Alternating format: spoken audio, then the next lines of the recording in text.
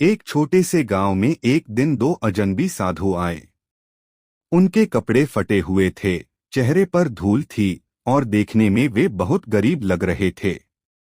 किसी को नहीं पता था कि वे असल में कौन हैं। वे थे महाकाल और हनुमान जी, जो अपने भक्तों की परीक्षा लेने धरती पर आए थे। गांव के लोग उन्हें देखकर दूर हट गए। कुछ ने कहा, ये भिखारी हैं, इनसे दूर रहो। किसी ने पानी तक नहीं दिया। लेकिन गांव के किनारे रहने वाला एक गरीब किसान रामू उन्हें देखकर रुक गया। उसके पास खुद खाने को ज्यादा नहीं था, फिर भी उसने दोनों साधुओं को अपने घर बुलाया। रामू ने अपनी पत्नी से कहा, जो थोड़ा बहुत है, इन्हें खिला दो।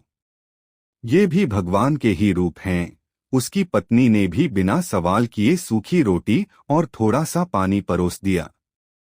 दोनों साधु मुस्कुराते हुए भोजन करने लगे।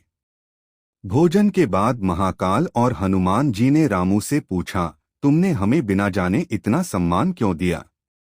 रामू ने सिर झुकाकर कहा, मेरे लिए हर अतिथि भगवान होता है और सेवा करना ही मेरा धर्म है। यह सुनकर दोनों प्रसन्न हो गए। अचानक वहां तेज प्रकाश हुआ और दोनों अपने असली रूप में प्रकट हो गए। गांव के लोग यह देखकर हैरान रह गए। महाकाल ने कहा, रामू, तुमने सच्चे मन से सेवा की है, इसलिए आज से तुम्हारे जीवन में कभी दुख नहीं आएगा। हनुमान जी ने आशीर्वाद देते हुए कहा, तुम्हारे घर में हमेशा सुख समृद्धि बनी रहेगी। कुछ ही दिनों में रामू का जीवन बदल गया। उसका खेत हरा भरा हो गया, घर में खुशियां आ गईं।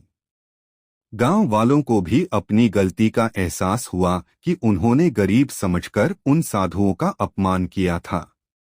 सीख है। इस कहानी से हमें यह सीख मिलती है कि कभी भी किसी को उसके रूप या गरीबी से नहीं आंकना चाहिए।